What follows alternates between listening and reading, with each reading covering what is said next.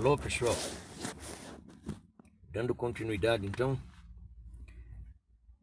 hoje eu vou ler aqui para vocês o que eu escrevi no Jornal da Tarde, dia 17 de junho de 2004. História de 15 séculos. Desmantelado o império, as igrejas disseminadas pelo território tornaram-se os sucedâneos da esfrangalhada administração romana. Na confusão geral, enquanto as formas de uma nova época mal se deixavam vislumbrar entre as névoas do provisório, os padres tornaram-se carturários, ouvidores e alcaides. As sementes da futura aristocracia europeia germinaram no campo de batalha, na luta contra o invasor bárbaro.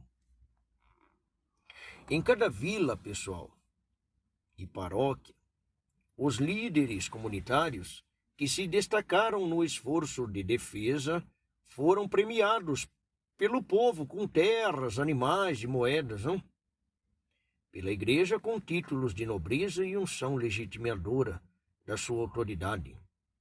Tornaram-se grandes fazendeiros e condes e duques e príncipes e reis e toda essa porra. A propriedade agrária não foi nunca o fundamento, nem a origem, mas o fruto de seu poder. Poder militar. Poder de uma casta feroz e altiva, enriquecida pela espada e não pelo arado, ciosa de não se misturar às outras. De não se dedicar, portanto, nem ao cultivo da inteligência, bom somente para padres e mulheres, nem ao da terra, incumbência de servos e arrendatários, nem ao do negócio, ocupação de burgueses e judeus. Durante mais de 1 milênio, governou a Europa pela força das armas, gente, apoiada no tripé da legitimação eclesiástica e cultural, da obediência popular traduzida em trabalho e impostos, do suporte financeiro obtido ou extorquido aos comerciantes e banqueiros nas horas de crise e guerra.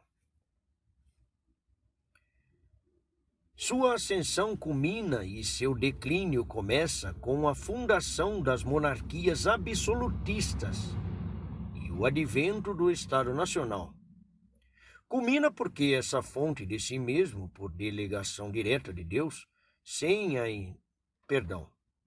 culmina porque essas novas formações, pessoal, encarnam o poder da casta guerreira em estado puro, fonte de si mesmo por delegação direta de Deus, sem a intermediação do sacerdócio, reduzido à condição subalterna de cúmplice, forçado e recalcitrante. Mas já é o começo do declínio, porque o monarca absoluto, vindo da aristocracia, dela se destaca e tem de buscar contra ela e contra a igreja o apoio do Estado, do terceiro Estado, o qual com isso acaba por tornar-se força política independente, capaz de intimidar juntos o rei, o clero e a nobreza, tá certo? Pois bem, pessoal, se o sistema medieval havia durado 10 séculos, o absolutismo não durou mais de 3. Menos ainda durará o reinado da burguesia liberal. Um século de liberdade econômica e política é suficiente para tornar alguns capitalistas tão formidavelmente ricos que eles já não querem submeter-se às veleidades do mercado que os enriqueceu. Querem controlá-lo. E os instrumentos para isso são 3. O domínio do Estado, para a implantação das políticas estatistas necessárias à eternização do oligopólio. Os estímulos aos movimentos socialistas e comunistas que invariavelmente favorecem o crescimento do poder estatal. E a regimentação de um exército de intelectuais que preparem a opinião pública para dizer adeus às liberdades burguesas, tá bom?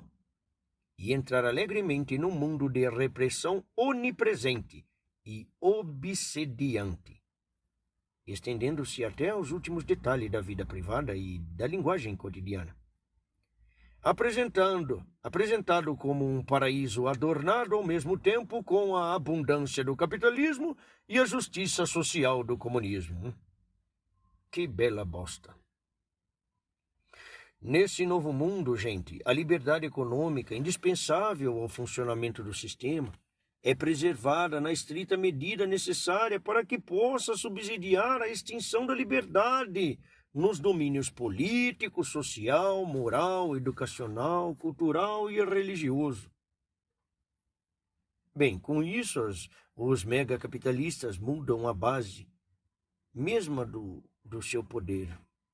Já não se apoiam na riqueza enquanto tal, mas no controle do processo político-social.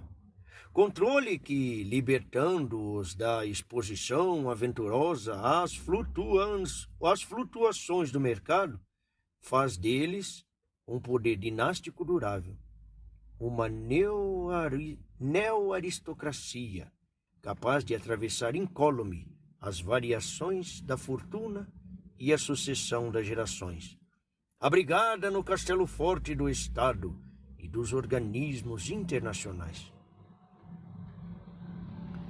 Já não são megacapitalistas, são metacapitalistas, pessoal.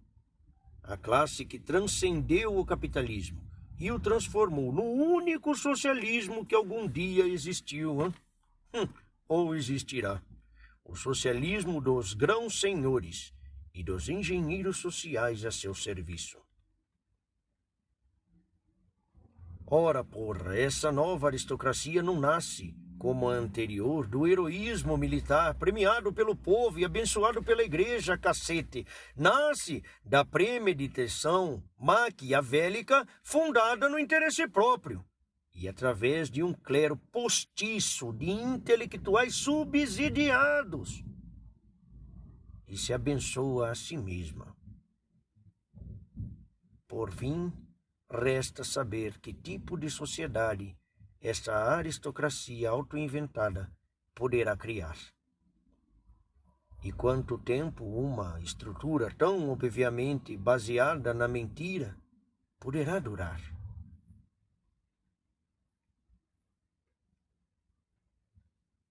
É isso, gente. O menino, lê mais um capítulozinho aqui, que começou a chover e eu vou precisar subir. Você pode ler esse pedacinho aqui? Oi, professor. Posso sim. O senhor já vai agora? Sim. Eu preciso dar uma subidinha lá, antes que a chuva aqui atrapalhe, porque eu vou precisar de umas eletricidades para subir. Um dia você vai entender a engenharia do céu, tá bom? Mas agora não precisa pensar muito nisso, não. Fica com Deus aí, que eu vou subir para ele lá, tá bom? Tá bom, professor. Então vamos lá. Texto do Diário do Comércio, de 2 de janeiro de 2006. Guerras culturais. O segredo é da natureza mesma do poder, dizia René Guénon. Quem ignore essa regra hoje em dia está condenado a servir de instrumento cego e dócil para a realização de planos políticos de enorme envergadura, que lhes permanecem totalmente invisíveis e inacessíveis. Isso é particularmente verdadeiro no caso das chamadas guerras culturais, cujos movimentos, sutis e de longuíssimo prazo, escapam à percepção não só das massas, como de quase toda a elite política, as elites, políticas, econômicas e militares. Todos sofrem o seu impacto e são profundamente alterados no curso do processo, inclusive nas suas reações mais íntimas e pessoais, mas geralmente atribuem esse efeito à espontaneidade do processo histórico ou a uma fatalidade inerente à natureza das coisas, sem ter a menor ideia de que até mesmo essa reação foi calculada e produzida de antemão por planejadores estratégicos. A ideia de ter sido usado inconscientemente por outro mais esperto é tão humilhante que cada um instintivamente a rejeita indignado, sem notar que a recusa de enxergar os fios que movem o torna ainda mais facilmente manejável. O medo de ser ridicularizado como crédulo é um poderoso estimulante da ingenuidade política. E na guerra cultural, a exploração desse medo se tornou um dos procedimentos retóricos mais disseminados, erguendo uma muralha de preconceitos e reflexos condicionados contra a percepção de realidades que, de outro modo, seriam óbvias e patentes. Uma longa tradição de lendas urbanas em torno de teorias da conspiração também ajudou a sedimentar essa reação.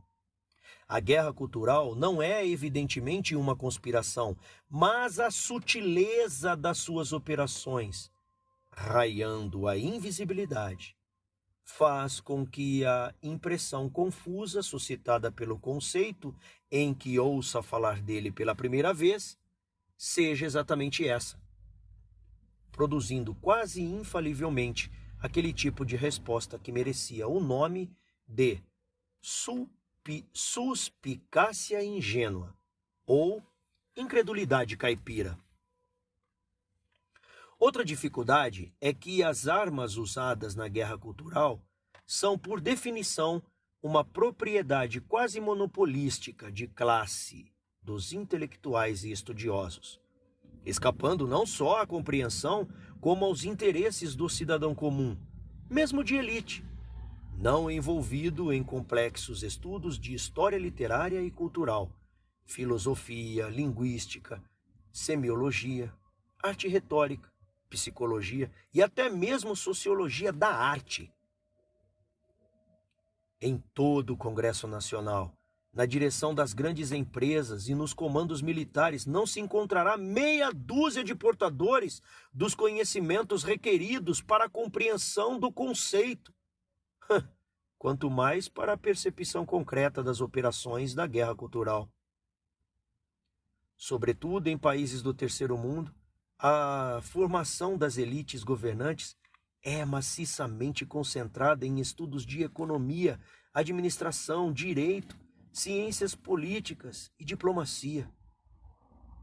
Para esses indivíduos, as letras e as artes são, na melhor das hipóteses, um adorno elegante, um complemento lúdico às atividades peso pesado da política, da vida militar e da economia. Suas incursões de fim de semana em teatros e concertos podem alimentar conversas interessantes, mas jamais lhe darão aquela visão abrangente do universo cultural, sem a qual a ideia mesma de uma ação organizada e controlada sobre o conjunto da cultura de um país, ou mais ainda de vários, seria indispensável. De fato, para essas pessoas, ela é impensável. A cultura lhes aparece como o florescimento autônomo e incontrolável de tendências, de impulsos criativos, de inspirações multitudinárias que expressam o senso comum, o fundo de opiniões e sentimentos compartilhados por todos, a visão espontânea e natural da realidade. Que para o estrategista da guerra cultural, o senso comum seja um produto social, como qualquer outro, sujeito ao ser moldado e alterado pela ação organizada de uma elite militante, que sentimentos e reações, que para o cidadão comum constitui a expressão personalíssima da sua liberdade interior, sejam para o planejador social apenas cópias mecânicas de moldes coletivos que ele mesmo fabricou. Que a direção de conjunto das transformações culturais não seja a expressão dos desejos espontâneos da comunidade, mas o efeito calculado de planos concebidos por uma elite intelectual desconhecida da maioria da população. Tudo isso lhe parece ao mesmo tempo um insulto à liberdade de consciência e um atentado contra a ordem do mundo. Tal a concebe. Mas essa reação está em profundo descompasso com o tempo histórico. A característica essencial da nossa época é justamente a transformação cultural planejada. E quem não seja capaz de percebê-la estará privado da possibilidade de lhe oferecer uma reação consciente.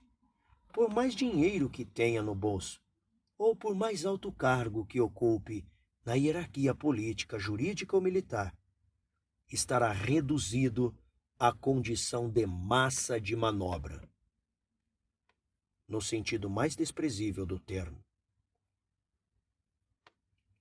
O sonho dos iluministas do século XVIII, uma sociedade inteira à mercê dos planos da elite esclarecida, tornou-se realizável 2 séculos depois, graças a 3 fatores.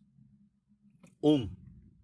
A expansão do ensino universitário, criando uma massa de intelectuais sem funções definidas na sociedade e prontos para ser arregimentados em tarefas militantes.